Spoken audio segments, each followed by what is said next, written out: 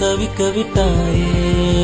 இன்று நீ பாடும் பாட்டுக்கு நான் தூங்க வேணும்.